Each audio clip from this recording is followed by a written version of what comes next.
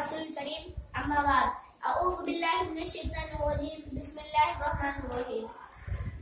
मेरी तकरीर का उन्वान है पड़ोसी के हकूक।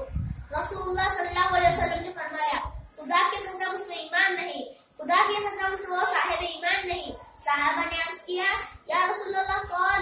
हुजूर सल्लल्लाहु अलैहि वसल्लम ने फरमाया, जिसकी शरारतों से इसका पड़ोसी महफूज ना हो।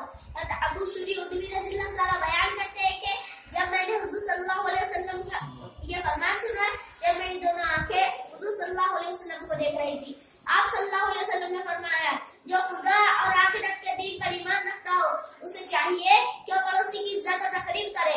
मुअज़्ज़िज़ सामीईन इकराम, इस हदीस पाक में जो अंदाज बयान किया गया है उससे वाज़ेह होता है कि पड़ोसी के हुकूक पर बहुत ज्यादा जोर दिया गया है, क्योंकि पड़ोसी घर से करीब रहता है और दूसरे का साथी बन जाता है। सूरह निसा आयत नंबर 36 में अल्लाह ताला